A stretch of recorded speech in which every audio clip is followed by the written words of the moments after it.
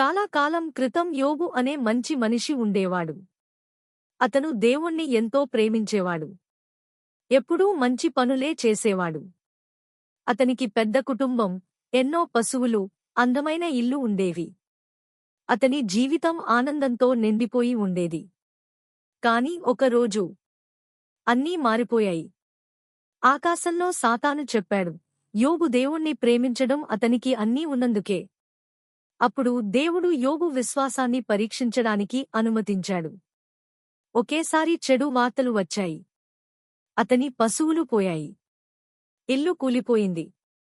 భారీ తుఫాన్లో అతని పిల్లలు మరణించారు. ఒకే రోజులో యోబు అన్నీ కోల్పోయాడు. యోబు చాలా దుఃఖించాడు. మోకాళ్లపై పడిపోయి ఏడ్చాడు.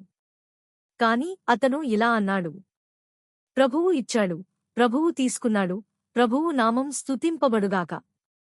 దుఃఖంలో కూడా దేవుణ్ణి విడిచిపెట్టలేదు. తర్వాత అతను తీవ్రమైన వ్యాధితో బాధపడ్డాడు. శరీరం అంతా గాయాలు వచ్చాయి. స్నేహితులు వచ్చి ఆదరించకుండా అతనినే తప్పుపట్టారు. అయినా యోబు దేవునితో మాట్లాడటం ఆపలేదు. తన ప్రశ్నలు అడిగాడు. తన బాధను చెప్పాడు. కాని తన హృదయంలో దేవుడు మంచివాడే అని నమ్మాడు. ఒకరోజు బలమైన గాలి తుఫాన్లో నుండి దేవుడు యోబుతో మాట్లాడాడు. నేనే భూమి, ఆకాశం, నక్షత్రాలు సృష్టించాను. నన్ను నమ్ము అని దేవుడు చెప్పాడు. అప్పుడు యోబు గ్రహించాడు, దేవుని జ్ఞానం ఎంతో గొప్పది. అతడు పూర్తిగా దేవుణ్ణి విశ్వసించాడు. కొంతకాలం తర్వాత దేవుడు యోబును మళ్లీ ఆశీర్వదించాడు. అతను ఆరోగ్యంగా మారాడు. అతని జీవితంలో మళ్లీ ఆనందం నిండింది.